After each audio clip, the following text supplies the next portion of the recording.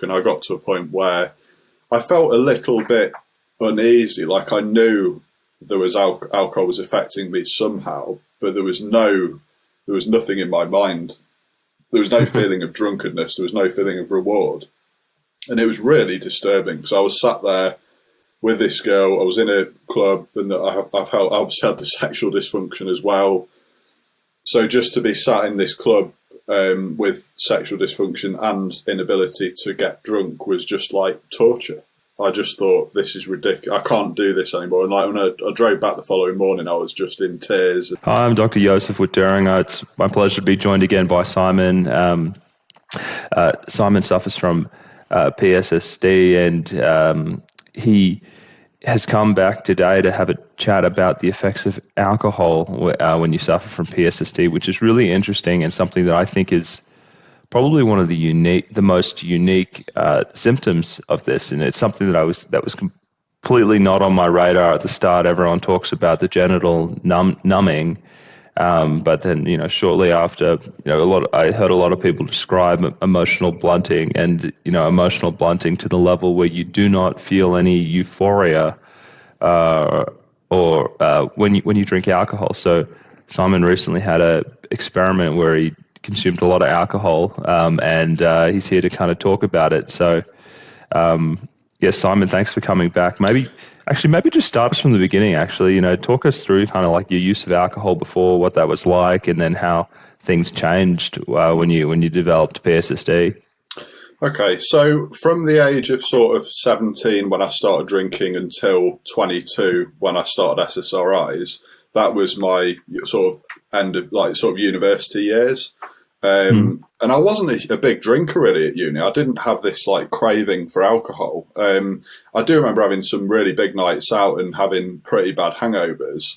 But they were never as bad as I did notice that after starting SSRIs in 2012, my hangovers got a lot worse. And also, I do remember the week I started SSRIs in 2012, I went to this club in Nottingham with some friends, and I basically collapsed in the club, and like almost like whether I fell asleep or something. But I remember my friends had to carry me into the taxi.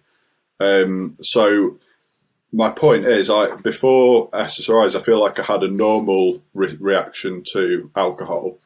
And then after taking them, they had like a really big effect on me. And over the years of taking SSRIs, which was from 2012 to 2022, I did steadily over time become quite addicted to alcohol. And sort of by 2020, like early lockdown, I found myself going to my local off license, getting a bottle of red every day.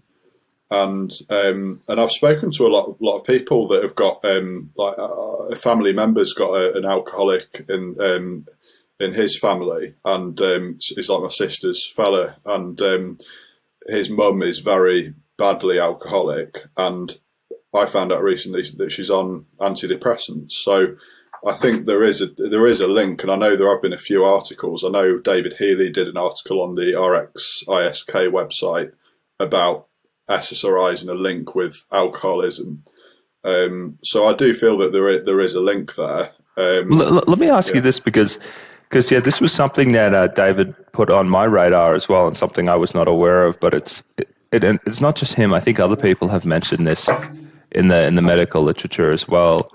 And there's a big difference between talking to people who this has happened to and just like reading about it.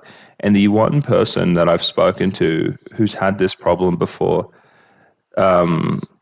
described it as like almost that it became more addictive. Like, once they started drinking, there was just like this almost an intensification of the reward that she felt for drinking, and it kind of drove a cycle.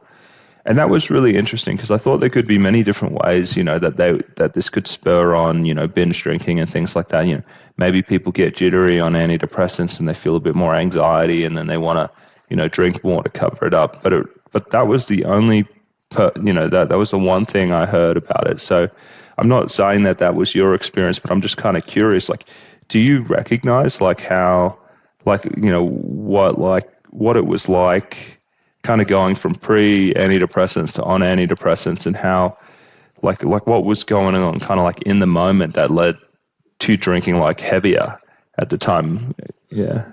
I think it was a double whammy. So it was a combination of increased anxiety. So I actually got more anxiety whilst taking the SSRIs than I did without taking them. So so there was that side of things. So I had more of a desire to numb myself from that anxiety, whether that was social anxiety or if there's other types of anxiety. And also when I did drink, it affected me a lot more. So it sort of became a form of escapism, because I would just go into this different place. I could just zone out, have a bottle of wine, and then sort of just I'd be in a completely different headspace, and then I'd like watch a movie or get a takeaway or something like that. So it was like my way of numbing myself even more, well, in a different way to the SSRIs. They obviously numb you, but the alcohol kind of does something different. I suppose there's a bit of euphoria there with alcohol. So I feel like I was really sensitive to alcohol as well. So even just one pint, I'd start to get tipsy whilst taking the SSRIs. And I've had many times when I've drinking alcohol on SSRIs where I've kind of had like anger problems and storming out of club, like nights out, just not wanting to be there. So I feel like it'd get me more drunk, but the aggression would be exaggerated as well, because I've read that alcohol is one of the only drugs that the first 2 or 3 pints raise your serotonin, or is it dopamine levels, but beyond that depletes. Interesting. So and it's one of the only drugs that makes people angry. So it just makes you wonder, if alcohol was discovered today, they'd be like, this is not good, and that's why people seem to get aggressive and violent. I think most homicides are under the influence of alcohol. I was reading somewhere, so that I'm presuming those people generally have had more than 2 or 3 pints at the point where they lose their mind. Yeah, interesting. And I know, I remember from the story that you shared last time that your experience on SSRIs uniquely was one of kind of emotional instability. I remember, you looked back at your 20s thinking about like, all the relationships and, and things like that had been compromised because of, I guess the moodiness that the SSRIs put you in. And then you could just imagine that plus the effects of alcohol kind of together. I mean, you're already, having this kind of unstable mood, and you throw alcohol on top of it. I could easily see things intensifying. Yeah. Yeah, it really did. Yeah. I mean, I've actually got a criminal record, and I do attribute that to SSRIs. So in 2015, it was one of the first times I tried to stop. I think I was on Zoloft at the time. No, I'd gone back on to citalopram. And this lady cut me up, basically. I was pulling along a junction in a sort of shopping centre car park, and basically she was in the wrong.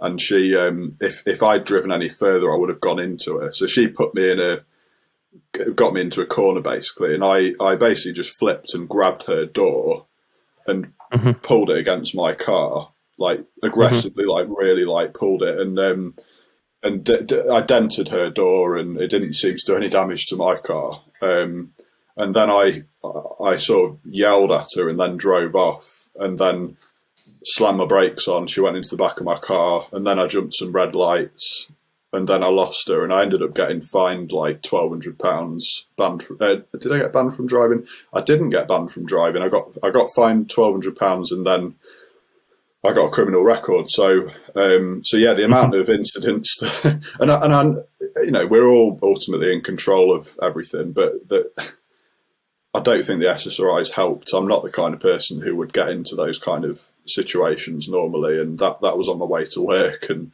that's one of many incidents. I had a lot of similar incidents in Australia, fights and I just I wasn't an angry person. And since stopping SSRIs, I'm like the most chilled person.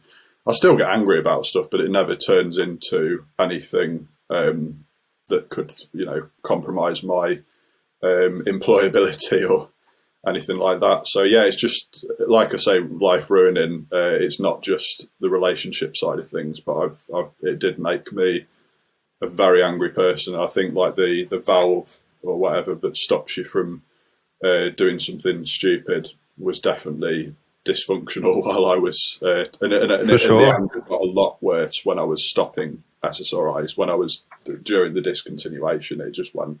I'd find myself making some food, and my dad would come round, and I'd just all of a sudden grab the pan and just fling it at the wall. It was I never attacked another person, but I did another example is I was driving along with my sister, and this guy, when people just pull out into the road and and you have to stop, but they don't have right of way. So his car was like halfway across the road, and I was like, what is this guy doing? Like we drive and my sister was driving, and I got out of the car and went mental at him, and he grabbed my phone and broke it. And so I just, the amount of incidents, it made me a very on edge person. And I don't think the sexual dysfunction helps. That obviously leads to a lot of frustration and things like that. I'd love to know what was going on in my mind, but and then alcohol doesn't help either. But I think when I was discontinuing, I would avoid alcohol anyway during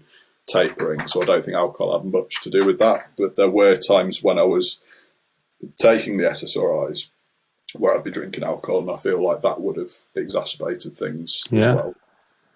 No, it's interesting you mentioned that there's because a lot of the things that you're doing, it's I like to call it like the frontal lobe. The frontal lobe is that part of your brain where it's just, hey, take a break, think about what's going on.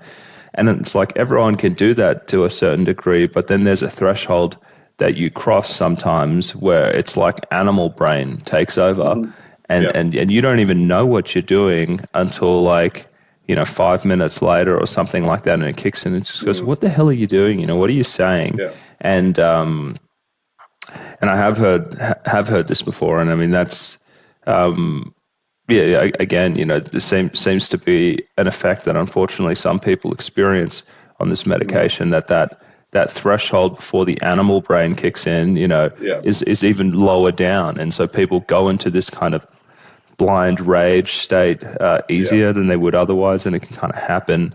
And one thing that seemed to make that worse was the severe brain fog that I used to get whilst taking SSRIs, because I'd be in a stressful situation and my brain would also be running on empty and feel really dysfunctional.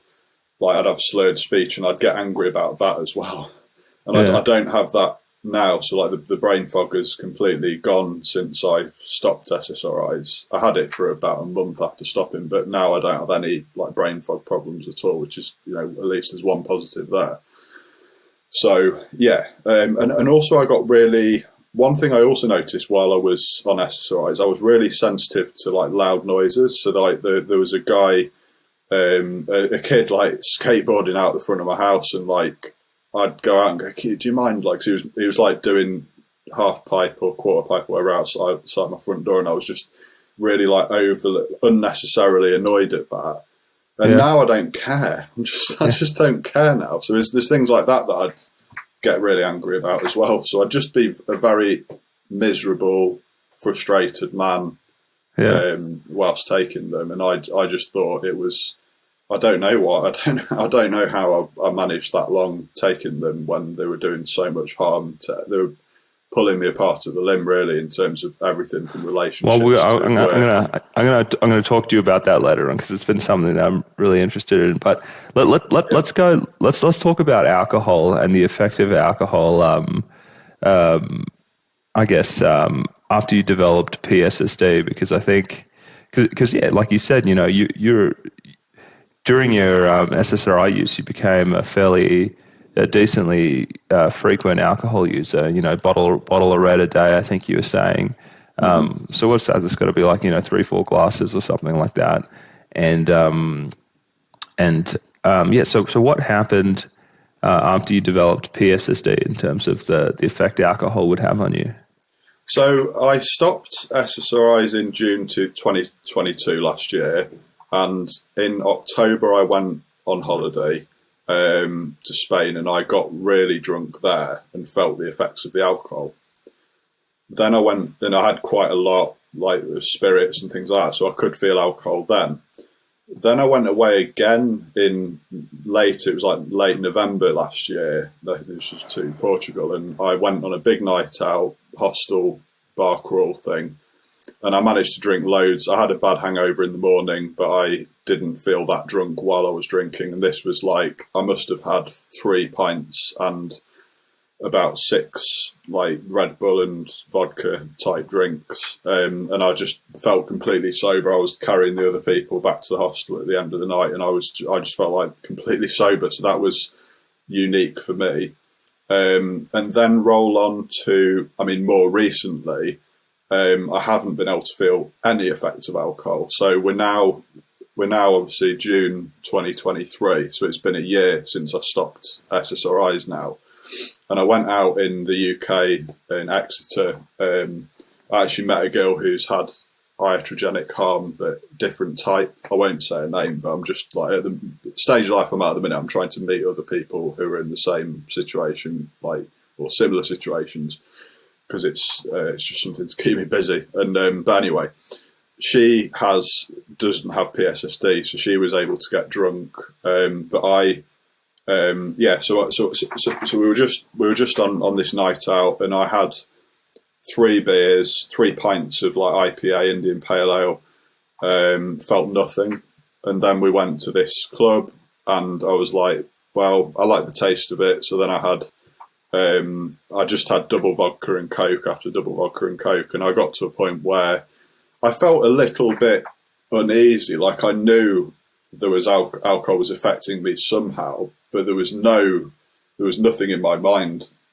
There was no feeling of drunkenness. There was no feeling of reward. And it was really disturbing. So I was sat there with this girl. I was in a club, and I've obviously had the sexual dysfunction as well. So just to be sat in this club with sexual dysfunction and inability to get drunk was just like torture, because I'm sat, and I I'm a bit of a masochist, but I have limits, and that I just thought, this is ridiculous. I can't do this anymore. And like when I drove back the following morning, I was just in tears. And this was only 2 weeks ago, and I was just like, and I did feel very suicidal when I got back home, because and also I noticed that night I went back. I stayed at this Airbnb type thing on my own, and I remember, because of the alcohol, I had like my numbness, genital numbness, got even worse. Like it's bad anyway, but it got even worse. So it's almost like the alcohol, that sheer amount of alcohol led to even more sexual dysfunction. So I definitely noticed that. But yeah, there was no hangover in the morning. Didn't feel any hangover. And normally I had some really quite violent hangovers on while I was taking SSRIs. I mean, some of the hangovers I had were just horrendous. So I feel like not only while you're on SSRIs do they make you feel more drunk, they also make the feeling of the hangover a lot worse as well. And I feel like maybe I do get hangovers still, but I just don't feel them anymore. So that's really strange. How many times has this happened, I guess, since you developed like full-blown PSSD, that you've drunk and just like nothing has happened? I've done it about 3 times now. So like one time was with my dad.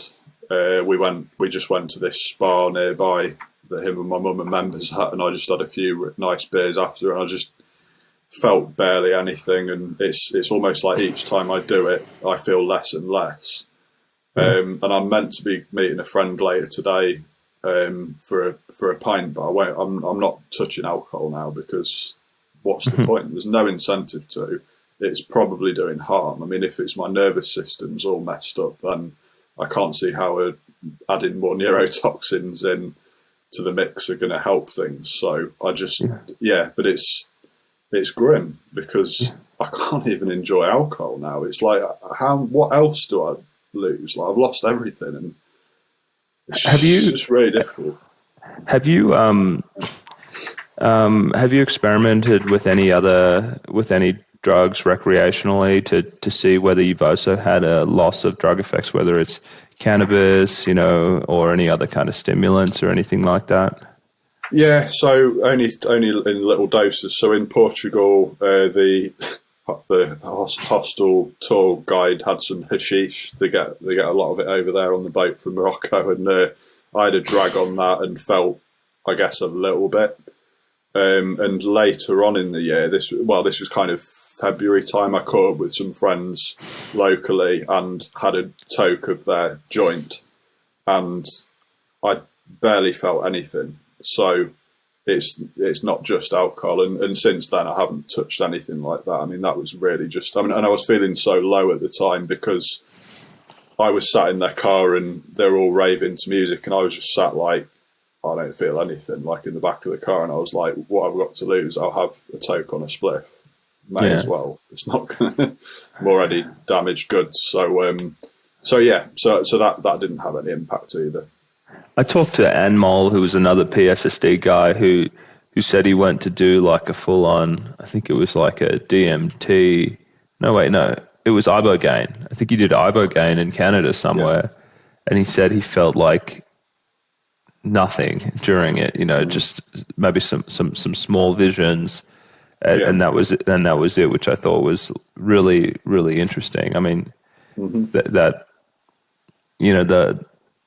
the level of blunting to whatever neurotransmitter systems is so profound that you could take the most potent psychedelic that's out there, that's meant to make you massively hallucinate for like 8 to 14 hours or whatever it is, and have nothing. So and I do think that's one experience I would have loved to have experienced as well, like ayahuasca and that type of thing is something, a life experience I would have loved to experience. And now hearing stories like that makes me think, because I did watch Anmol, the video you did with Anmol, and it does make me think, well, that's another life experience I probably won't get to enjoy as well, because I'd love to go to Jamaica or Mexico or somewhere and do that kind of thing. And there's psilocybin as well. But so something's going on. I just hope it's not receptor downregulation that's irreversible. I hope it's some kind of autoimmune thing or something that can maybe be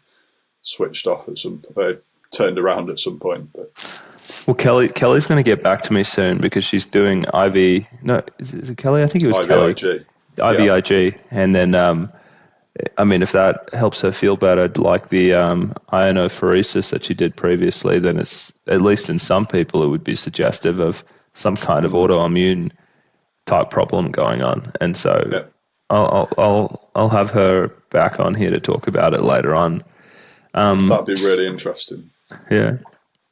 So the other thing I wanted to ask you about is your emotional state since having PSSD, and we probably covered it last time, but I want to ask again because there's how would you describe kind of how you just feel on a day-to-day basis since developing PSSD? I think the most noticeable thing is I have zero anxiety now. So I had bad anxiety before, very bad anxiety before SSRIs. That was part of the reason I went on it. I'd be at a club and I'd go and lock myself in a cubicle, so I just didn't want to be there and stuff like that. So I had really bad anxiety, and then when I went on it, it was probably not quite as bad, but it was still pretty bad, and it was exacerbated by alcohol. But yeah, since stopping SSRIs, I have zero anxiety. Like I could talk in front of 100 people and not feel any. I just don't care. I don't get scared about anything. I'm actually learning to ride motorbikes at the minute because I want to get a really fast one, a Hayabusa, and see if I can scare myself on that. Just as an experiment. Again, it's just another experiment. But yeah, so there's that's probably the most noticeable thing.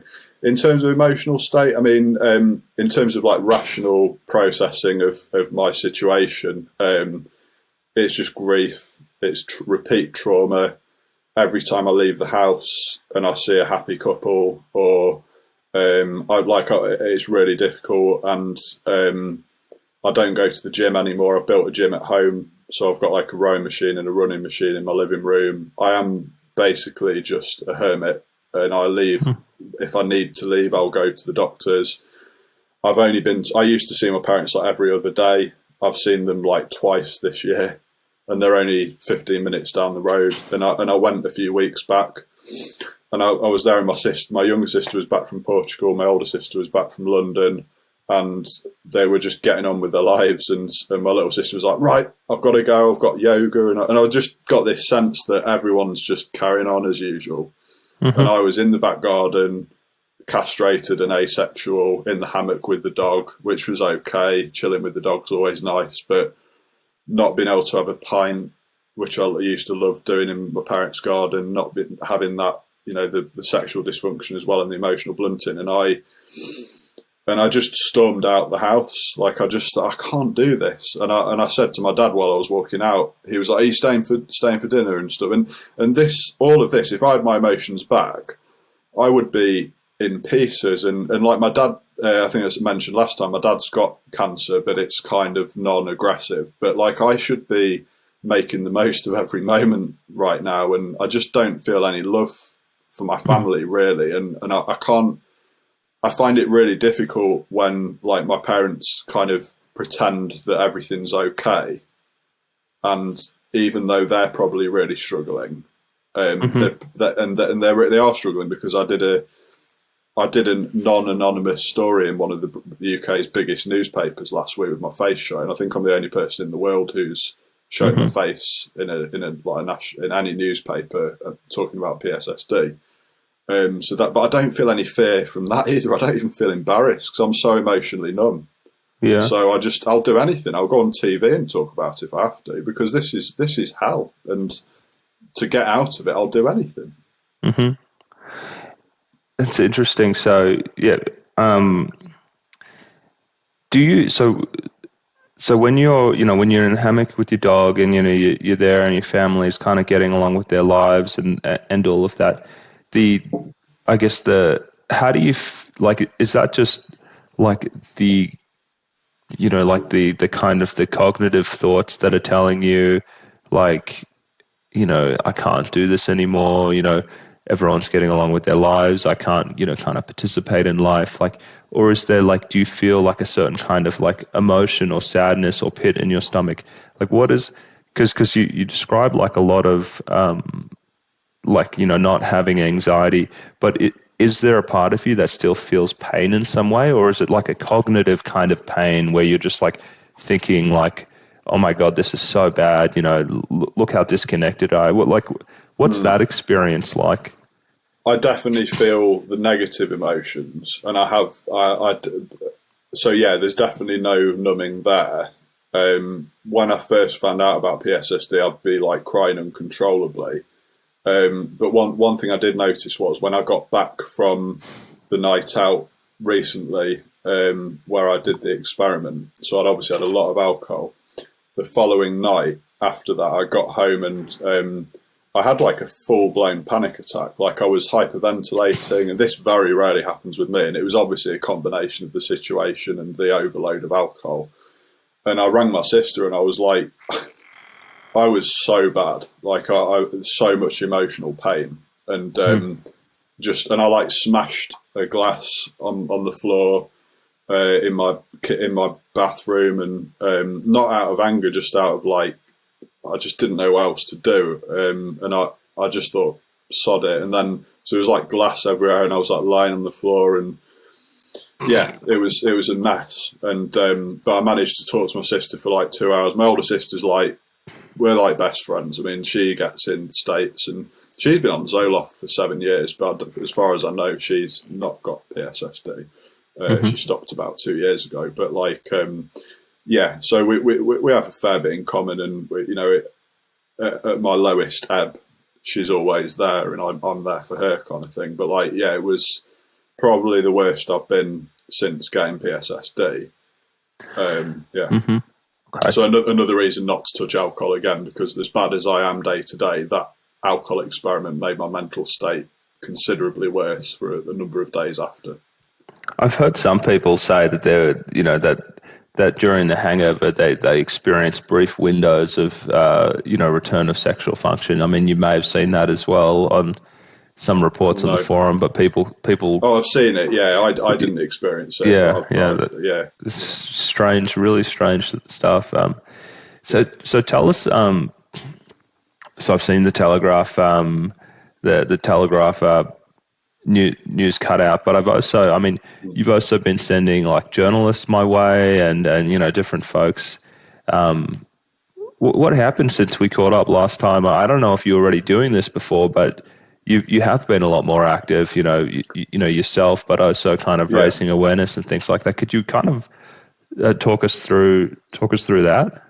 Yeah, well, before that, I just want to say thank you, because you're one hell of an excellent resource, and I can't wait to see you being interviewed by Joe Rogan and Jordan Peterson and people like that. Yeah. Hopefully that will come in the future. But yeah, in terms of what I've been working on, I mean, I've been working in my job as a marketing manager for 10 years, and I've actually left my job recently because I just can't do it anymore. Like I just can't be arsed. I have a limit, and basically I'm obviously angry at the UK government because their job is to protect me with the MHRA. So I feel like I'm going to get as much as I can out of them. So I'm going on like disability benefit and job seeker allowance and stuff, drain as much as I can out of the sods. And I want to work for PSSD Network full time, unpaid, but I can get by. I've got an online store. I've got a bit of side income, blah, blah, blah. So that's my plan now. And I've been signed off work for the last 2 months anyway. So I've been spending quite a lot of time working with like Ruben, Daniel, Rosie, and we're always working. We talk to each other all the time, and we have quite a few different groups, like WhatsApp groups for volunteers, awareness, fundraising, activism, and it really is a round-the-clock operation. It's a bit like starting a business, really, because we're trying to drive awareness about this situation. And so, yeah, I mean, in terms of working with journalists, I've been doing that for the last few months, but since we were featured on BBC Panorama, me and Rosie appeared on there, as Daryl as well. I don't think you've interviewed Daryl, but that was all face showing with our names mentioned, and Emily in Canada. And so since Panorama, it was funny because a lot of journalists weren't interested in covering PSSD. But as soon as we knew that it was getting covered in Panorama, and as soon as it was sort of round the corner, then they were suddenly like, oh, we spoke to our commissioning editors and we do want to cover it now. And it's like, oh, okay, fair enough. And we had, so there was one opportunity with the Telegraph. We were going to do a wider piece, but Miranda Levy, who's been brilliant to work with, she actually knows David Healy quite well. She's works for the Telegraph. The Telegraph's got a readership of about 1 million in print. So it's a really big paper. It is gated content, which is a bit unfortunate. So it's not as easy for your average punter to read the content. I do feel that's driven quite a bit of awareness. So I'd like a photographer come round and all that kind of stuff. We've also worked with the Epoch Times, who are big in America, also gated content. We had a bit more freedom there with the article, so we were able to call out ask the MHRA and the Royal College of Psychiatrists why they've done nothing in the last 36 years. That's the key question. It's just like, hey, this is in Europe now. This isn't in the labels. Canada's put out something. Give us your reason. What's your reason for not putting this in there? Do you disagree with them? If so, just tell us. And if you think there's a study that needs to be done, what's the study? And give us your reason why you're not funding it. Is this important to you or is it not? Don't just kind of ignore it and sit on your hands. So I'm really glad that they are kind of calling them out in this way. So. I mean, the more of that, the better, really. And I intend to do more of that until I get answers in a public domain. And we've got a few other journalists we're working with. But yeah, I mean, it's all. I think it's all helping. I mean, the article I did, it was in print form as well, with the Telegraph. The Epoch Times was purely online. But there were some really interesting online comments on the Telegraph article. There was a GP saying he got threatened by the GMC, the Medical Council, I think it's in the UK, for refusing to prescribe SSRIs. So that was a really interesting comment. I've discussed that with David Healy. I think he's going to get in touch with that GP, because what I would like to do is have different perspectives. We've got sufferers' perspectives. Well, what about a psychiatrist's perspective on things? What about a GP's perspective on things? And that might involve introducing them to yourself to do an interview. It might involve doing a news story. I just think let's get as many angles as we can. The more angles we can get, the more we're going to expose this issue, and the more we'll legitimise it, and people will take it seriously. Well, put me in touch, Simon. I want to get his perspective as well if he's interested in talking to me, because I have heard that, especially in these big healthcare systems, like medicine is now just like it's, in many ways, it's a conveyor belt, where there's like, quality metrics. And, if you're a family medicine doctor and you come in and you didn't get the blood pressure, or you didn't give them like their statin because of their cholesterol, like, like some quality person, not like a medical person, comes down and it's just like, you're not meeting our quality metrics. And I imagine that one of them is now like, hey, we did ask everyone about depression. Depression is really serious. And if they're depressed, at this level, then you start an SSRIs if it's like a bloody vitamin or something like that, and then, and if someone's not doing it, it's like, well, your quality's going down, and now they give them like a hard time, it's like, so I imagine maybe something like that is going on, but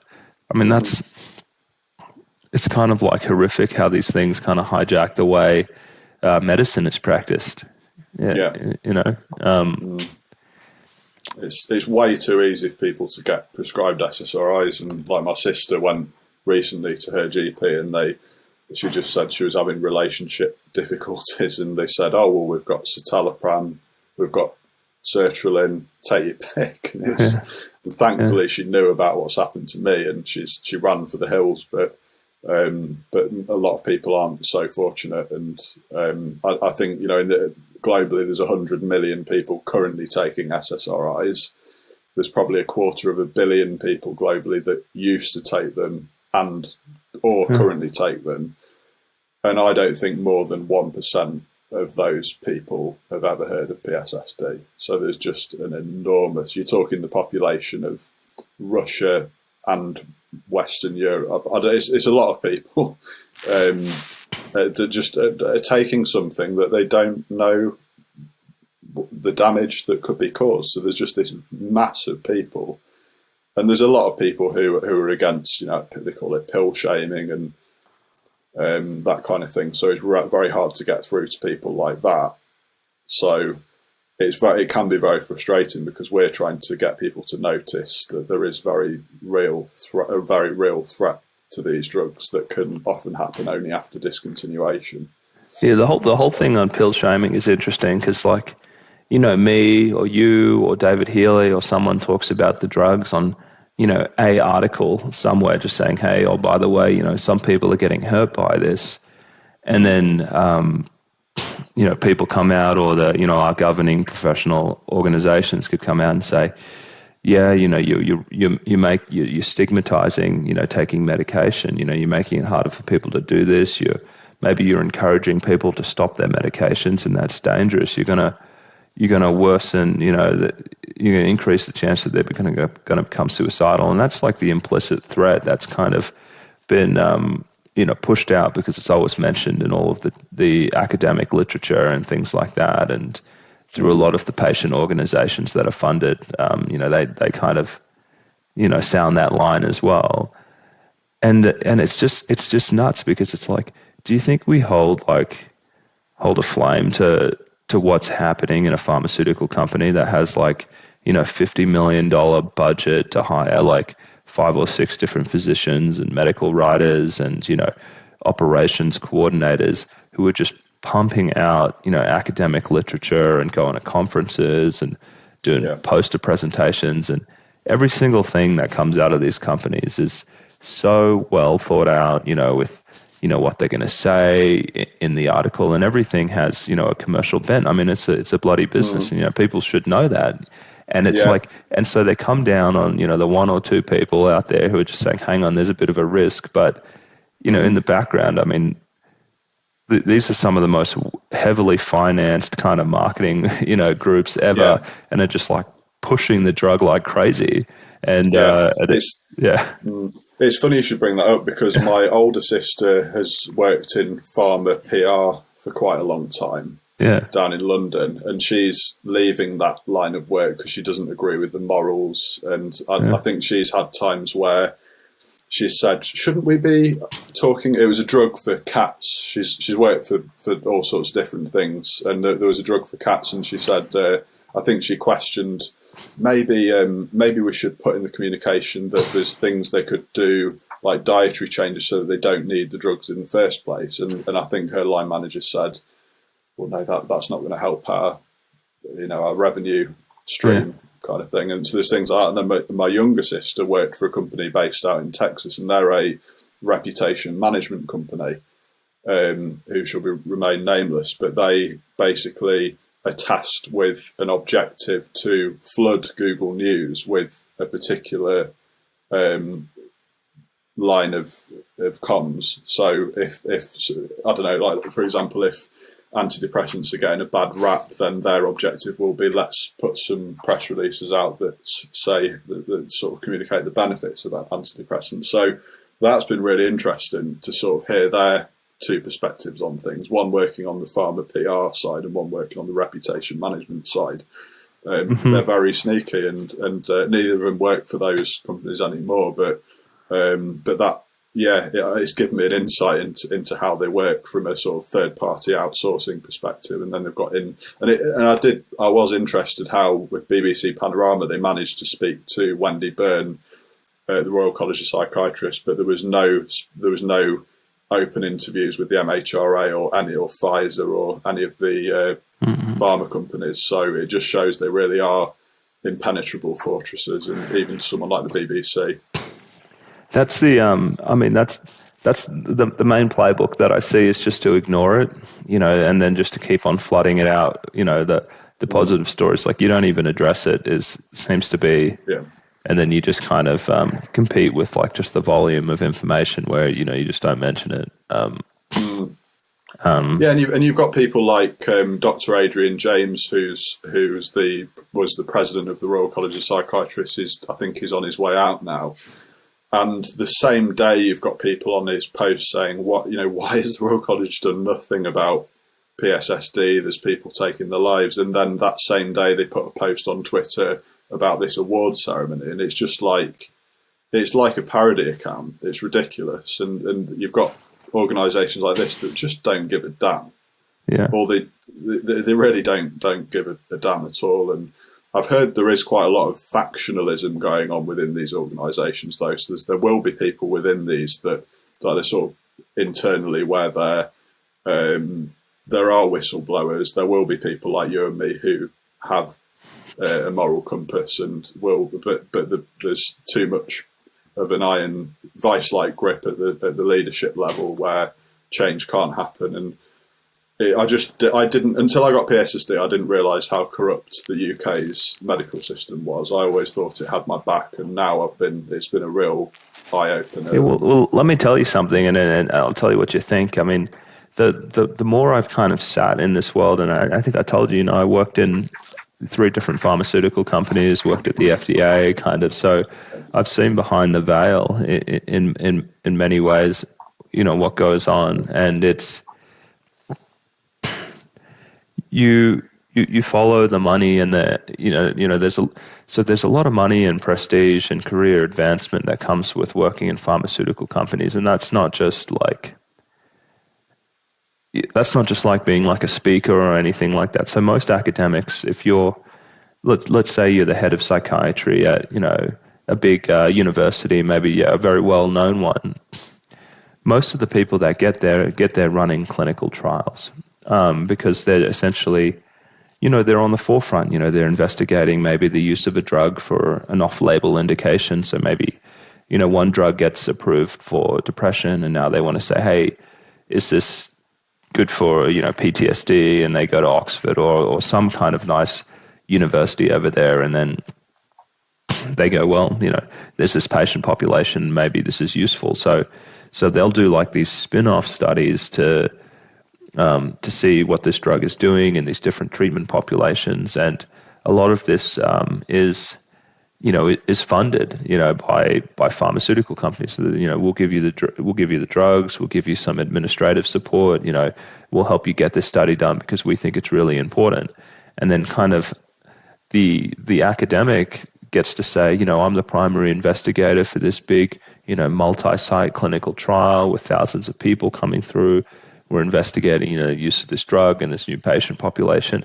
And then they spin out like 10 articles of it. And that's how you become a professor over time. It's like you're spinning these things out and a lot. And so there's that part of it, but also the academics, they'll also run the drug trials in many ways. So if, Pfizer wants to run like a study in depression, they'll go to all the massive clinical sites around the world and they'll interact with these leading academics there and just say, okay, we want you guys to be the primary investigator. We're going to give your university this much money if you get people in. And then so they also kind of, there's like a bit of grooming that goes on as well, because once you start working with this company, eventually, the companies write the journal articles.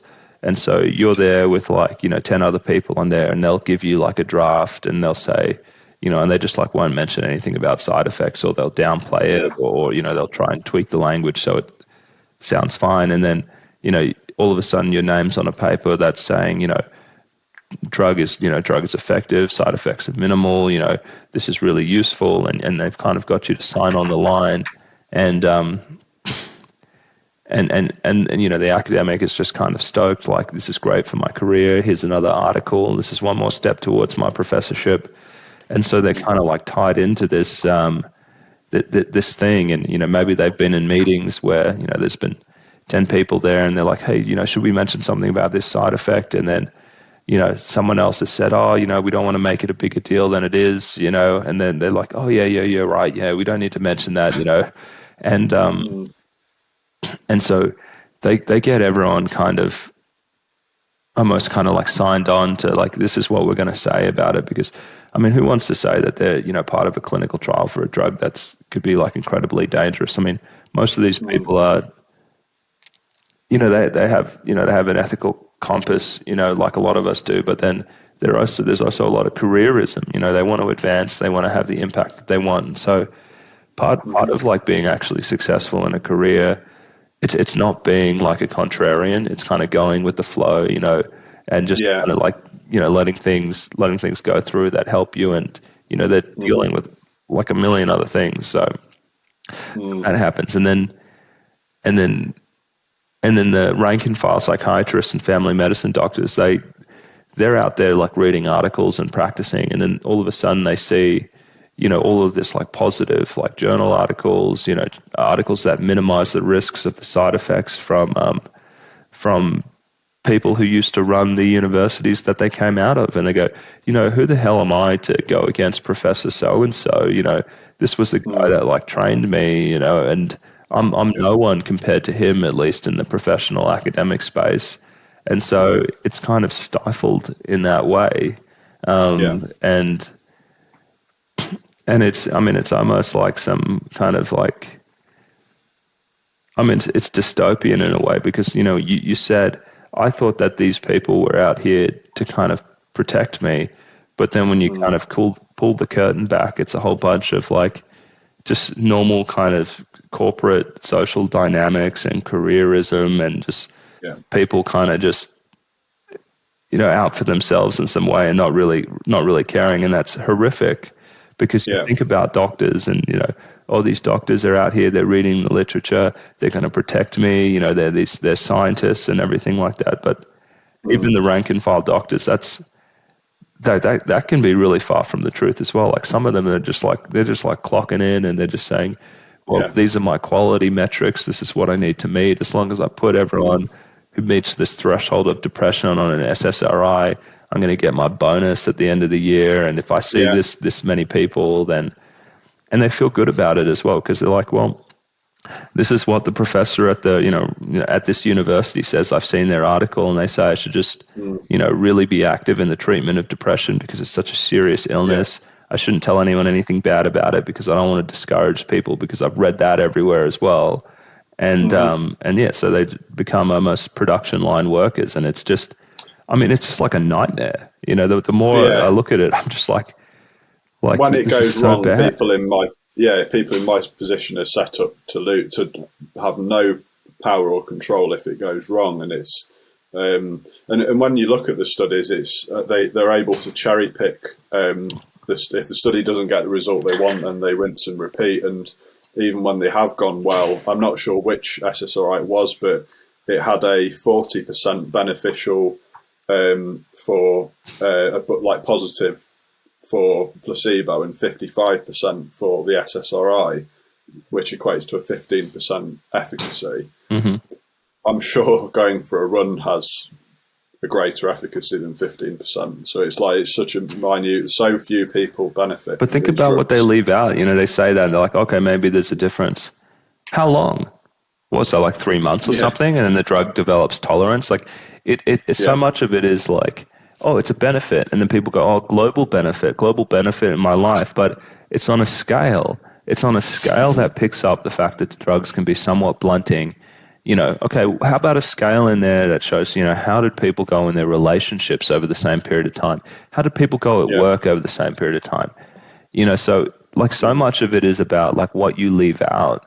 And if you just say that there's like a benefit and it's like this much, it's like, people like, they just go, oh, obviously they did this because like, I trust scientists, and, like how would they like not be doing that anyway?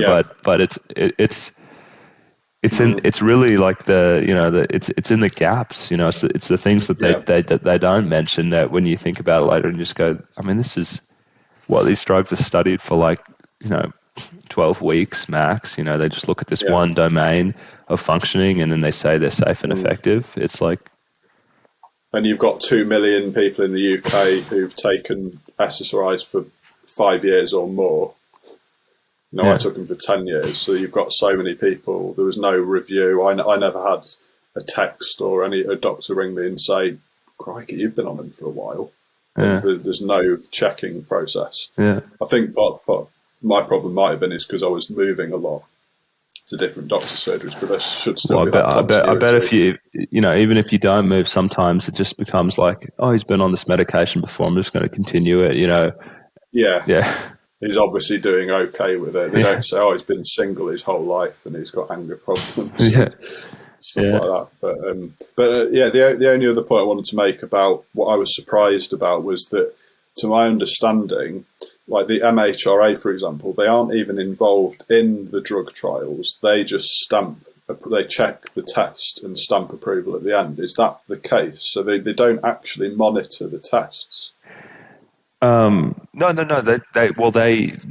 not involved in the running of the study, but they're heavily involved in the reviewing of the data. Yeah. And the data is reviewed closely, and there are like a lot of quality people, and there's auditors, and there's people that are making sure that, when someone puts they improved by 10 points, that's backed up by notes and a chart. So the thing that all the studies are run pretty much the same. Once one drug gets through, every other company pretty much follows the same plan, because they want to walk the well-worn path to get through. So the studies are all like pretty much identical, like nearly identical to the first one that was successful. But they're not involved in the study. The interesting thing about health institutes like MHMR and FDA and things like MHMRA and then FDA is that they people think that they control the information that comes out about the drug, but what they do is they stop at the drug label. So they'll this is what we think is the most accurate information about the drug from the clinical trial and then the reports that we've gotten after the drug has been on the market. And then they completely stop there. And this is the part that's unregulated. It's that a pharmaceutical company can then take that and publish like 300 positive pieces about the drug in the medical literature, and and they don't have to publish anything negative about it. They could, because they just go, it's in the label. Doctors will read it. Doctors don't read drug labels. Doctors don't even know where to find them, and that's been my experience. And so people just go, okay, MHM, MRA, whatever it is, FDA, they're controlling.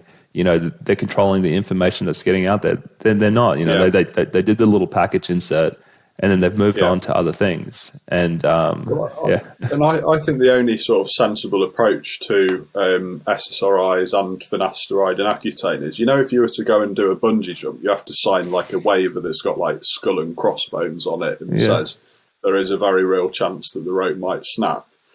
We almost like that's the level of like awareness that people need.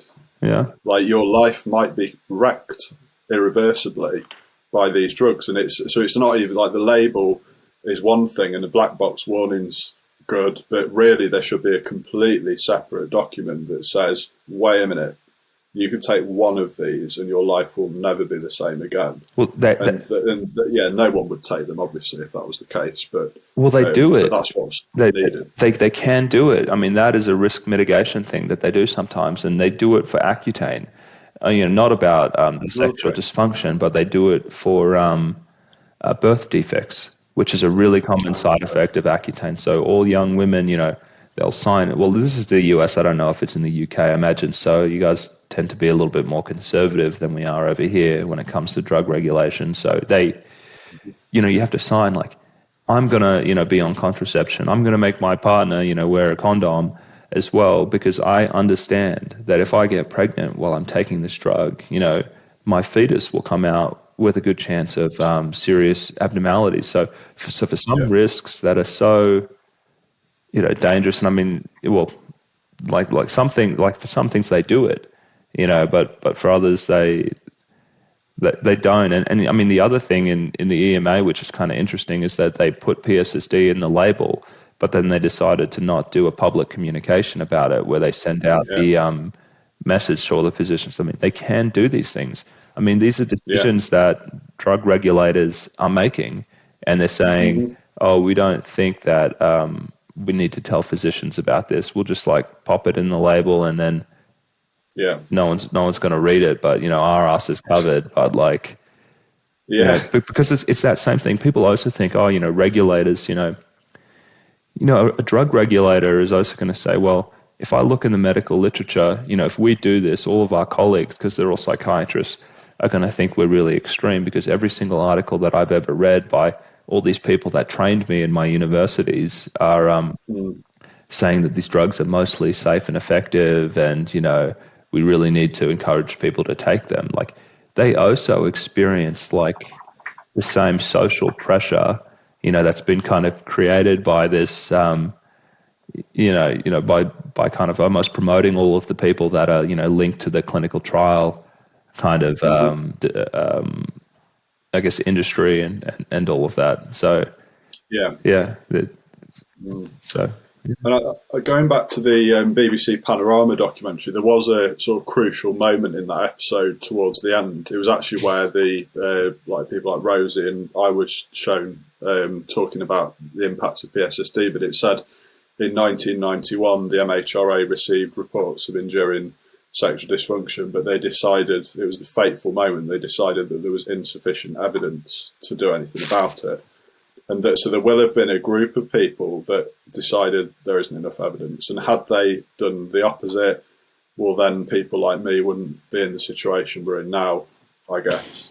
So that's something that makes me very curious as to why they decided there was, the MHRA, not the pharma companies, the MHRA decided there was insufficient evidence. And maybe that's because the drug companies cherry-picked the studies and didn't give them the full picture, or the MHRA didn't. Well, let me say this. I mean, insufficient evidence. Yeah. I mean,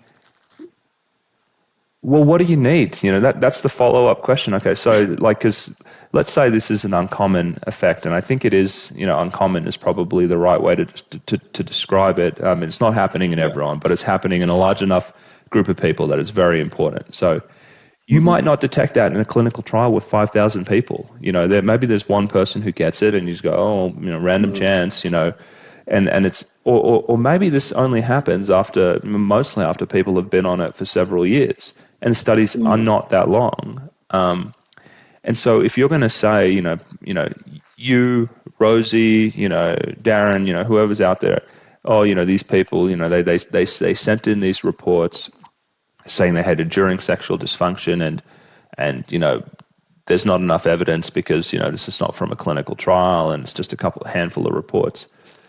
I mean, like, what do you need? Are you trying to say like how many of these reports would you need? Are you actually going to go and ask people now? Are you going to kind of follow up with people? Are you going to do surveys?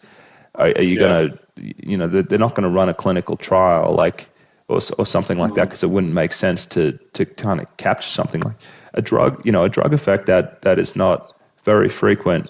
You can only detect it by talking to people.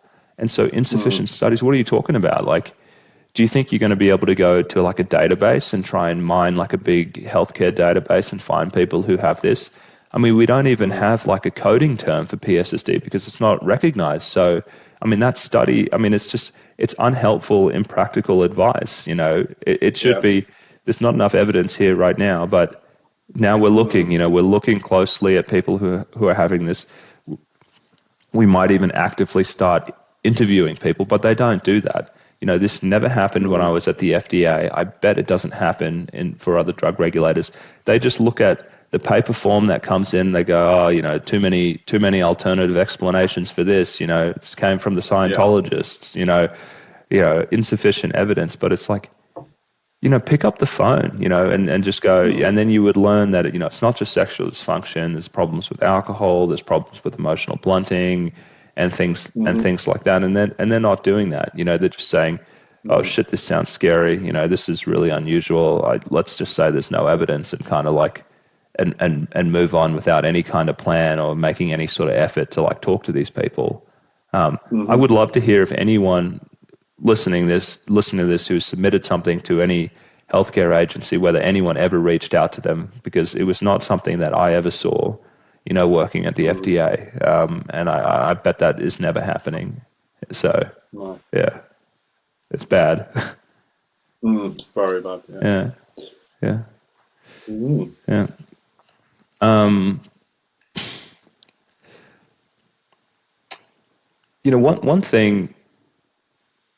One thing that I wanted to ask you about, actually, do you have time, Simon? I don't know if you've got places to be. Yeah. No problem at all. Yeah,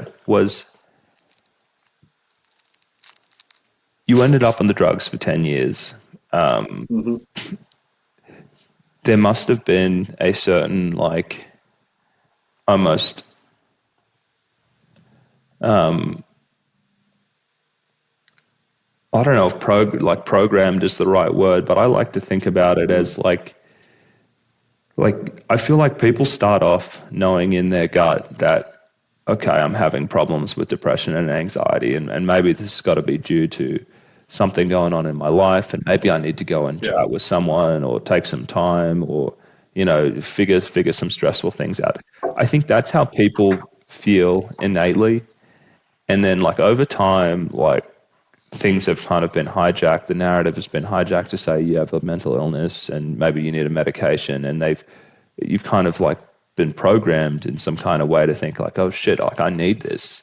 Like this is me being healthy. This is me looking after myself. And then that's how people kind of get into this state where they take the medications for a really long time, like even though they don't really need them. So I was hoping you could kind of tell me about like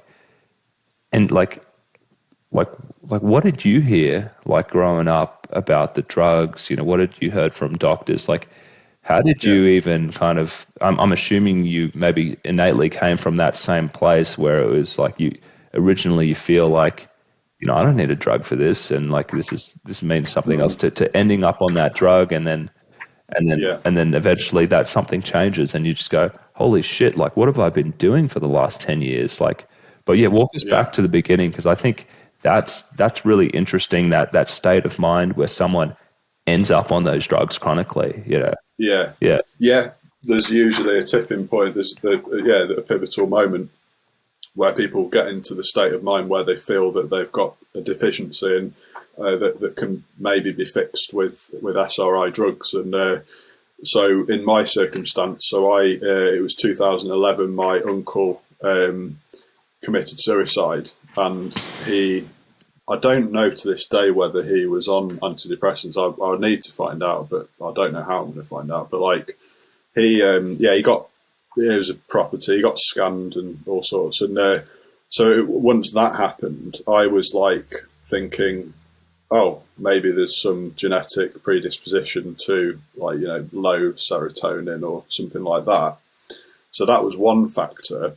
My mum's a nurse, so she's always been pro medicine. Like she's always trusted the system and all that kind of thing. She was a nurse for 40 years, and she did a prescribing course as well. So she's always had lots of faith in pharma. So she always said, "Oh, there's no stigma." And another in taking antidepressants, she took them for about 6 months, just under 30 years ago.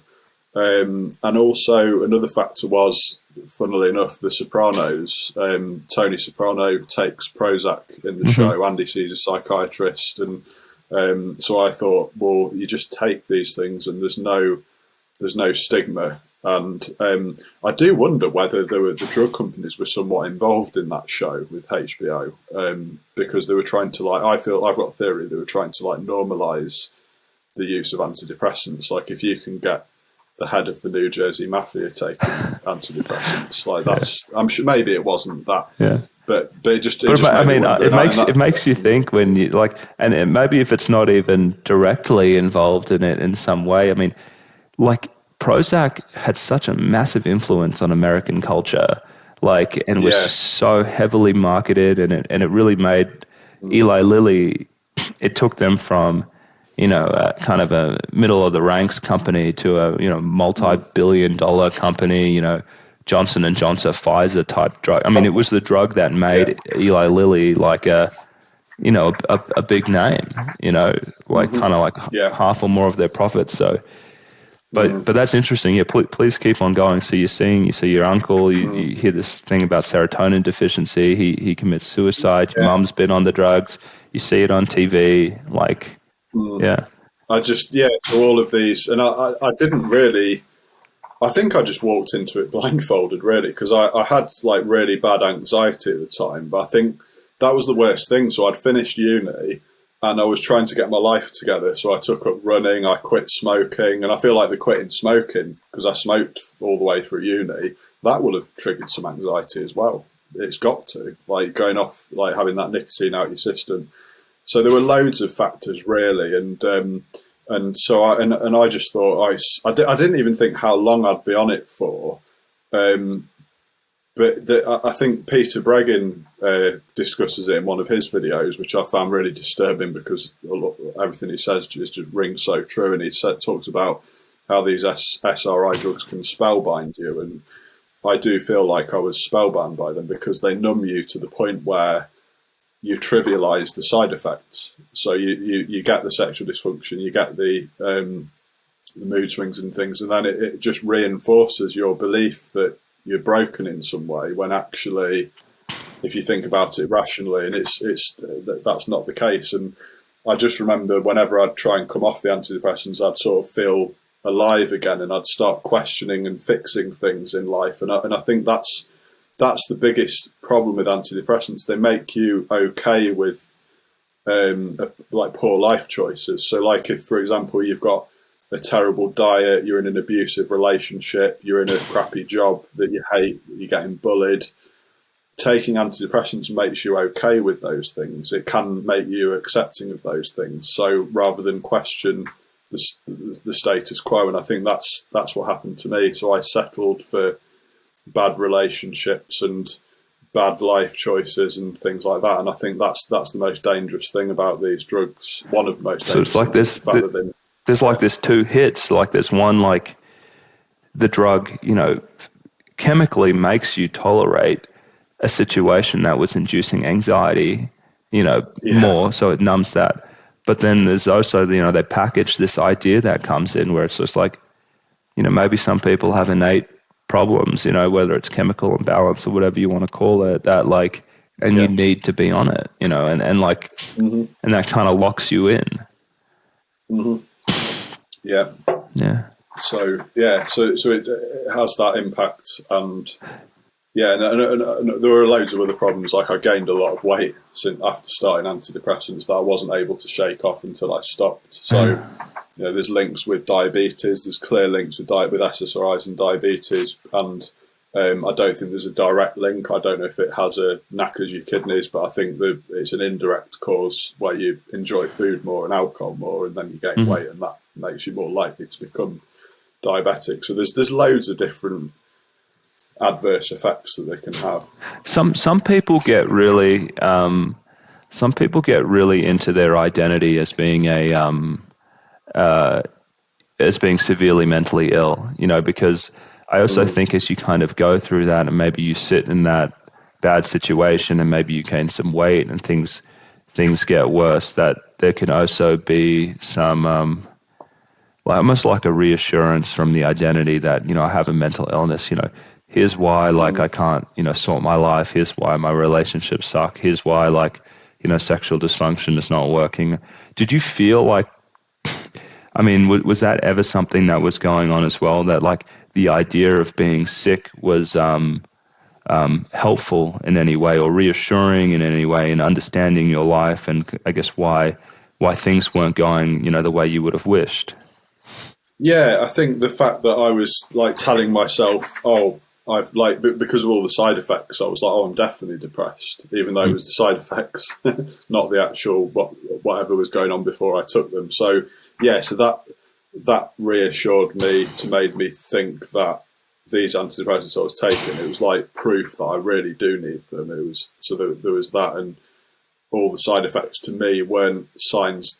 For some reason, I didn't think this is the antidepressants. I thought, well, this is clear evidence that I've got depression, and that's what the doctors told me. So if I go to the doctor and say I'm not feeling very good, they'd say, well, we need to up your dose and that kind of stuff. And and I just think I did a tweet yesterday. I was just saying how I think the whole medical system's broken, and it needs to be like the mental health care approach needs to be sort of rebuilt from the ground up and address people's unmet needs. And what I really needed was to go to a specialist and they say, how's your diet, how's your love life, how's your sleep, how's your exercise, and then address those one by one.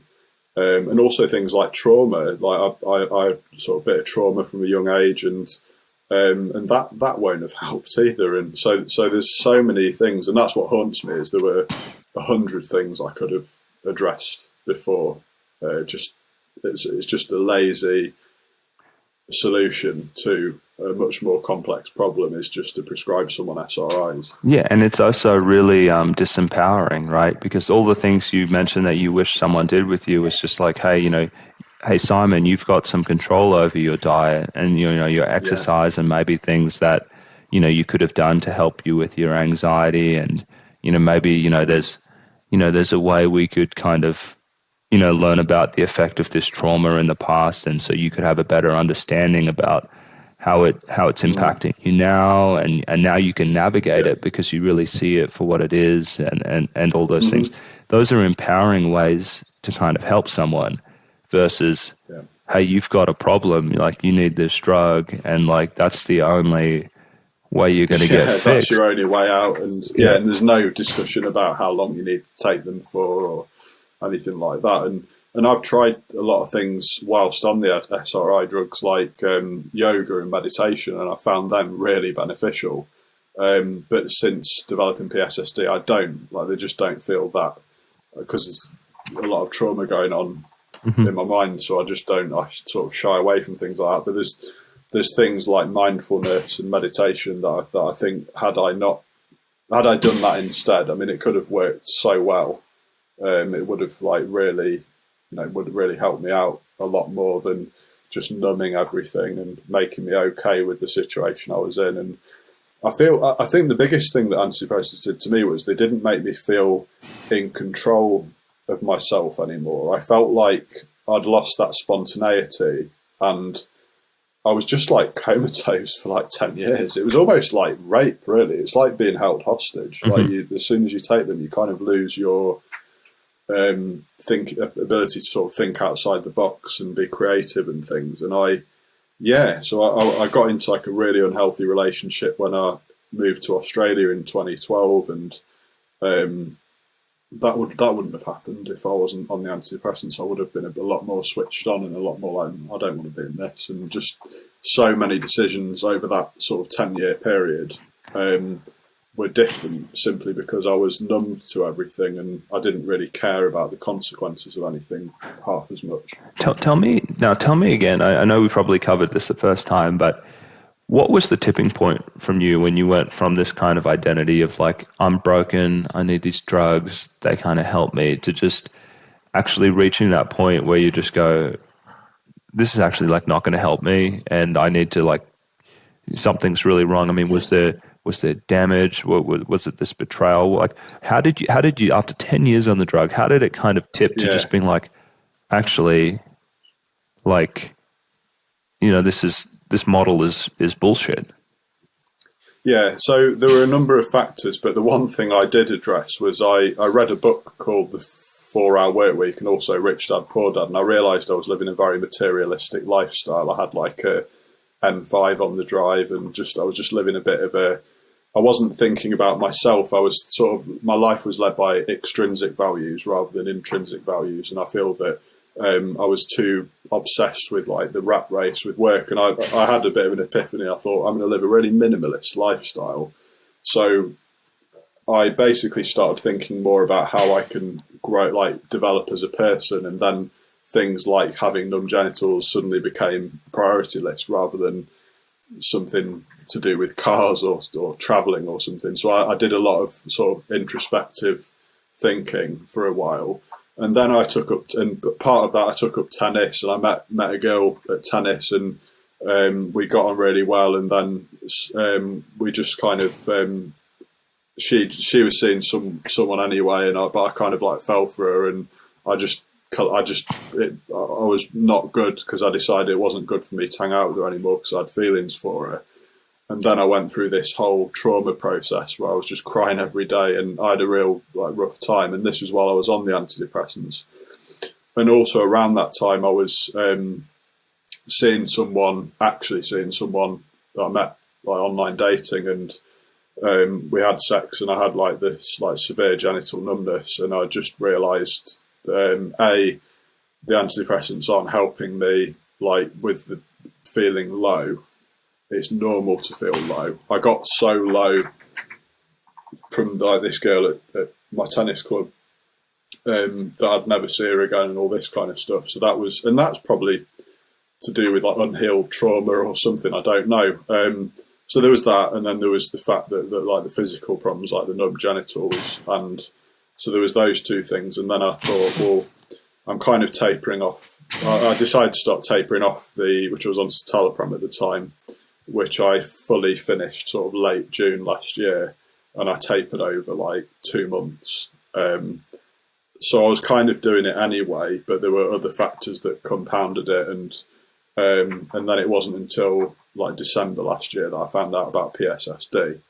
But obviously, if I'd found out about PSSD anytime soon, it would have taken me all about half a second to not take a single one ever again or start tapering. And so I just needed that hint, and that's what frustrates me, because if more people, it sounds a bit self-congratulatory, but if more people had the balls to come forward and show their face on national paper about this problem, fewer people would be. So anyone out there who's hesitating to sort of go on, do something to raise awareness about PSSD, well, we've got nothing to lose at this point. So do something, because like the people need to help out, and it can't just be a handful of people doing this stuff, because there's 8,000 people on Reddit, and there's so many more people that could do stuff, and so there's that as well. But like.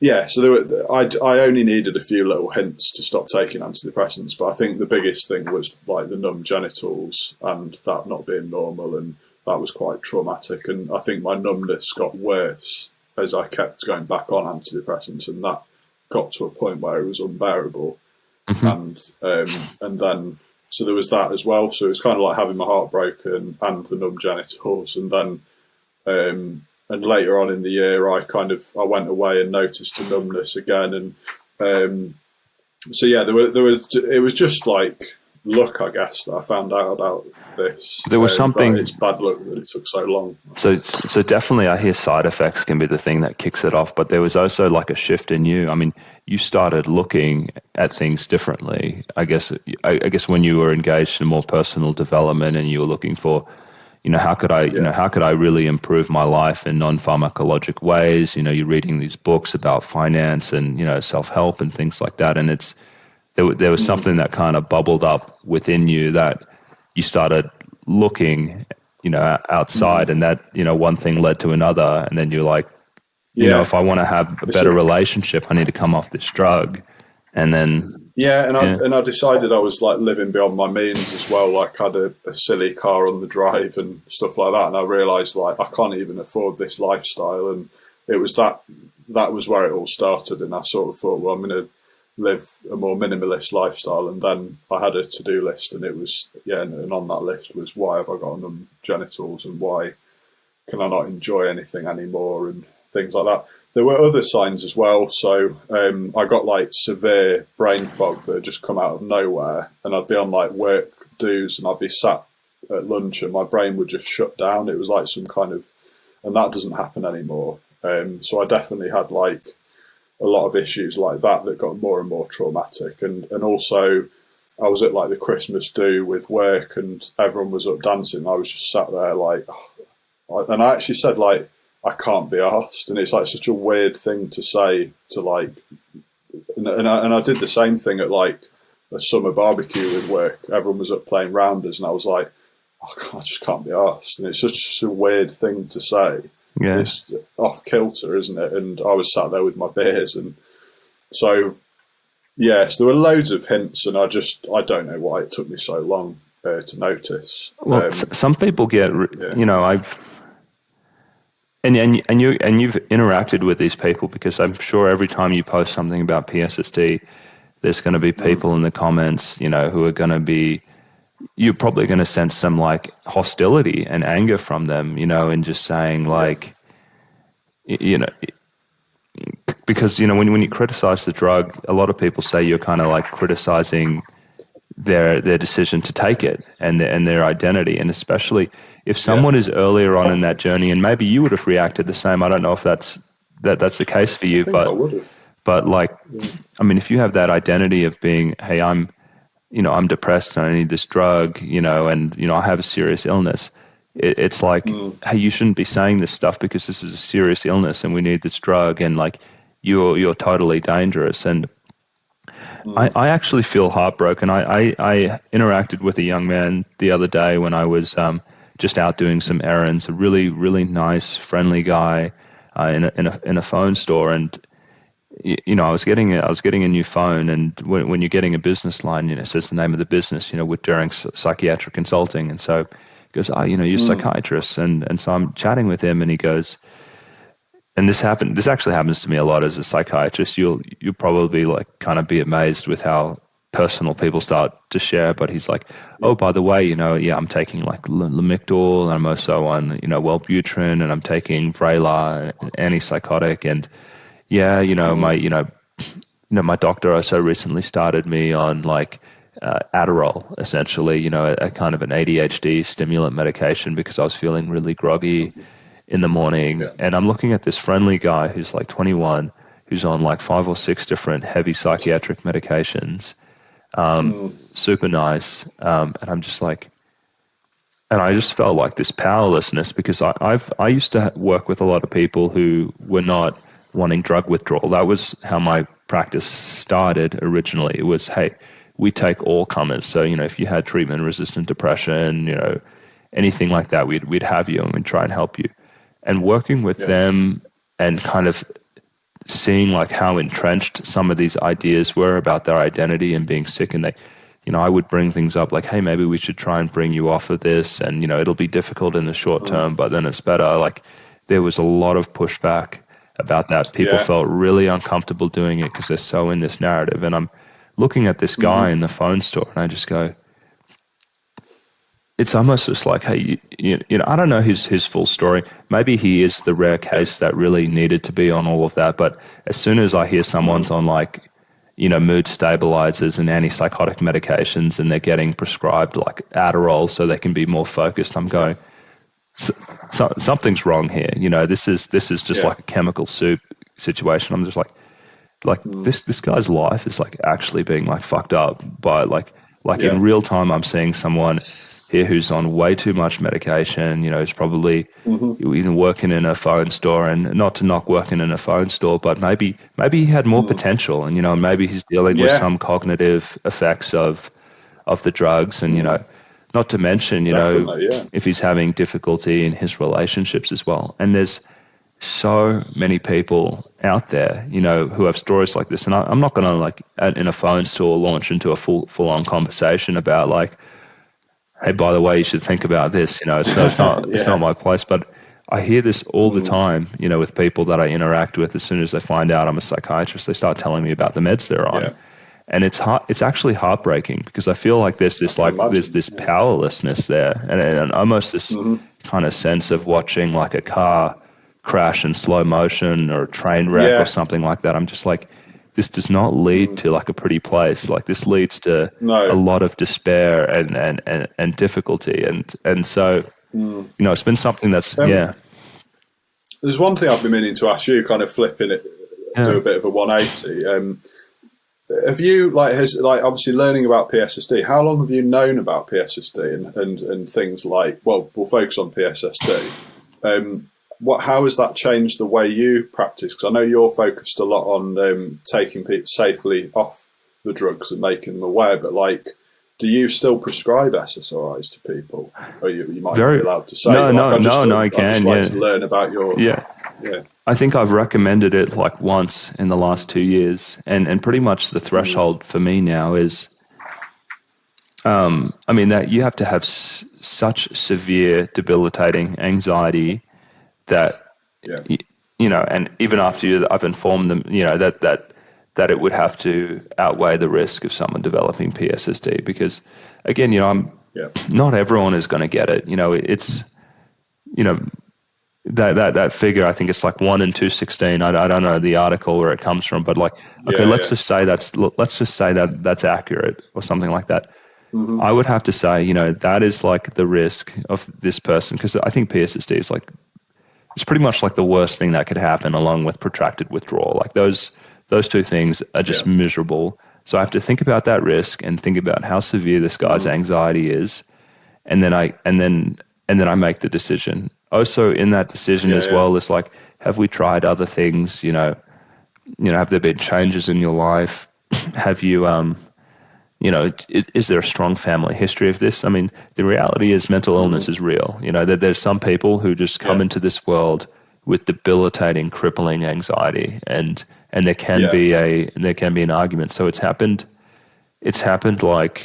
like in my private practice, it's happened once. Obviously, I prescribe it a lot in other settings, you know, just so people don't go into withdrawal and things like that. And I'll just kind of continue it. They're already on it. They're already on it. But in terms of starting someone newly on it, you know, it's very infrequent. But I wouldn't say never, because, I mean, I don't think drugs are the problem. I mean, it's how people use the drugs. It's how people think about the risks. Even ECT, I know people don't like it when I say this. I mean, there's an argument for ECT. It's really, it really does work in people who become catatonic, or people with, you know, depression to the point where they stop eating. I mean, if my decision is, okay, you're going to waste away because you're not eating, or if I could give you a couple rounds of ECT, like, it's... Then it has a case for it. So there's a case for a lot of these things, but so I mean, clearly, I mean, the place I found myself in is mainly treating drug injuries and doing withdrawal now, because that just kind of resonates with me a lot more. Yeah. Yeah, that's brilliant. So, I mean, the only other thing I was going to ask you was, like, what your interactions like with the pharmaceutical companies. Like, are you under much pressure from pharmaceutical companies? Do you get a lot of like bombardment of marketing? Because I know American TV is quite flooded with pharma adverts, I've heard, but like, do you get any pressure at all? Because in the UK, there's clearly still pressure on GPs and psychiatrists to support. But yeah, I mean, it's in the news. But the thing with marketing in the US, and maybe it's in other places in the world, and I mentioned it's more insidious. It's the fact that like the way the drugs is talked about is so controlled in the academic literature. It's so controlled in, you know, what people see when they go to conferences to get their like mandated education credits that they need to renew their license. Mm-hmm. Like really the people that have time to invest in those conferences and put the things on, I mean, they're expensive, so they're drug companies. And so it gets like a certain message out there. You know, the things that you see as well, it's like Bipolar Depression Alliance. This is like these are the big like patient-led groups for the mental illnesses, massively funded by drug companies. And I mean, they're not saying like, go out and take Prozac or anything like that, but you know, their message is one of, you know, depression is serious, it's stigmatized, you know, people need treatment. And so when you marry that like kind of message that's kind of trying to promote the seriousness of the illness with, you know, the capture of the medical literature by, you know, the skewed articles that have been spun, that's what influences doctors here. So the doctors think like, you know, I'm not being influenced by, you know, drug companies, you know, because they're not seeing some like person in the waiting room, you know, who you know looks like a salesman or something like that, you know, because a lot of doctors don't even let the reps into their offices. They just go, oh, you know, and then if they do that, they think that they're safe, but they really have no idea of how pervasive the messages are, you know, and so no, so. So in one sense, yes, you know, I've been heavily, you know, influenced by these things and what I've heard and what I've been taught, but maybe not in the way people may realize. Yeah. Mm-hmm. Yeah. Yeah. Cool. Yeah.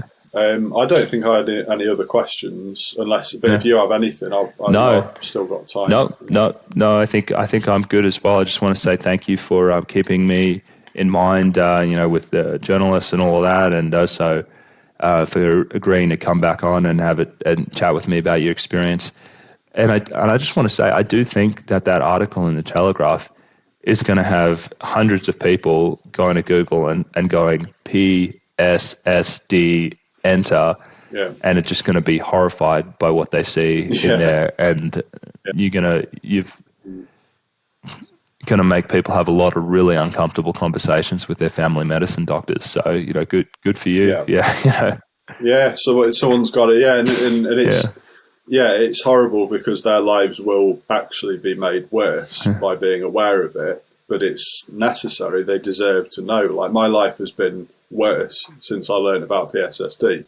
It's been brutal, but I need to know these things. Like, people need to know. And it's like, there's going to be a lot of shock and horror about people finding out, and I've seen lots of comments and things on Reddit and forums of people saying, me and my wife, there was a guy who said me and my wife watched the BBC Panorama the other night, and the wife was like, they were both sort of about 39, and they were both in tears throughout it because their sex life had been bad for like their whole marriage, and now it all made sense. And it's like, and then to find out in the same show that it could be irreversible, it's a lot to process, and it's not something people can process very quickly. I'm still processing it now. I mean, it's been 6 months since I found out about PSSD was even a thing, and it's like, I don't think I'll ever get over it. I'll never get over it, because we're not designed to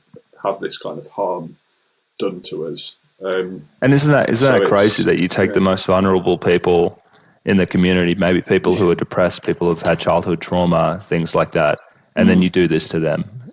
You know, it's crazy. Yeah, it's absolutely crazy. It's just like as low as humanity can go, and it's we've just got to see if there's a way out, a good way out. It's like Orwellian, you know. I like Aldous Huxley and George Orwell and stuff like that. But the more I got into this, the more I was just like, is this like are we in like some dystopian world? Like when you think about the cruelty that's happening, there's something fictional about it, but it's real life. It's just it's and I was disappointed at the lack of media response to BBC Panorama, because I'm surprised there weren't loads of people going. Like, I'm surprised there aren't more stories about this, and I was actually quite disappointed that the BBC didn't do a story purely about PSSD. Well, they haven't yet.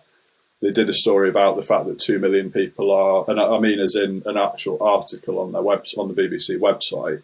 But I feel that maybe they don't want to scare people too much, so that's why we need YouTubers and people who don't have to stick to such strict guidelines. I mean, it is always going to be a challenge with traditional media outlets to get the knowledge of PSSD out there. But I still think overall that the Panorama show called The Antidepressant Story, I still feel that it was net positive, because it had a huge segment about a lady who's had PSSD for 27 years in Iowa, and that was just tragic to hear. And then there was a bit of a disconnect, because the Royal College of Psychiatrists and the MHRA weren't specifically asked about their inaction on PSSD in the show.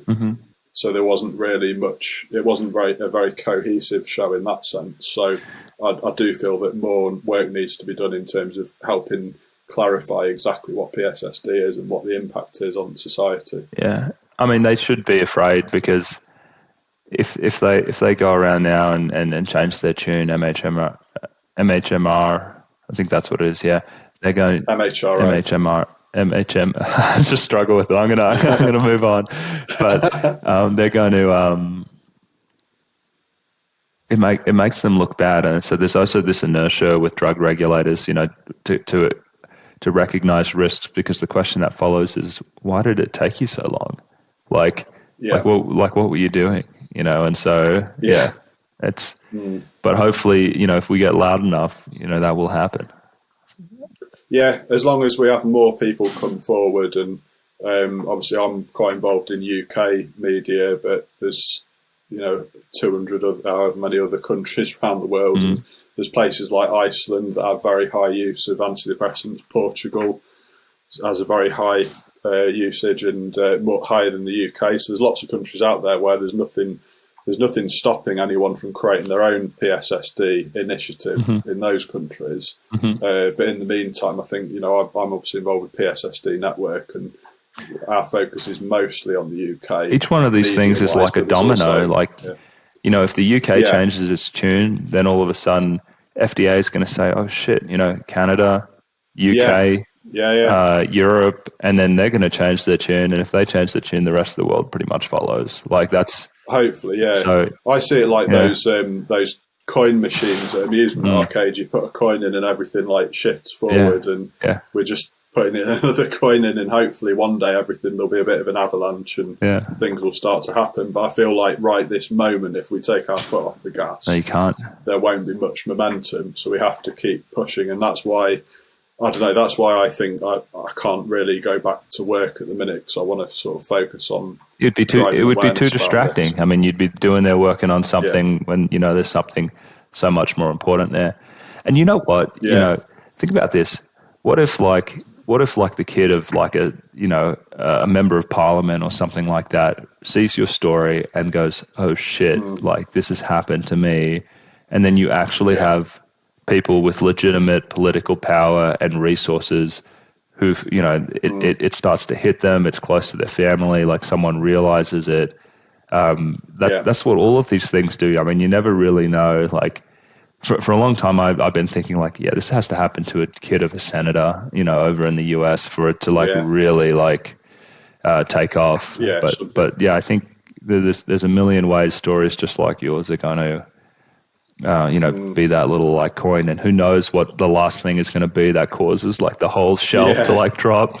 Yeah. But it's got to happen at some point, and that's another thing that I think will exponentially increase the chance of that happening is actually getting some coverage with the likes of Joe Rogan, Jordan Peterson, Michaela Peterson, There's so many YouTubers that have got a bit more freedom of speech than sort of traditional media outlets, and that I can't wait to see the likes of yourself and David Healy and on these, because it's great.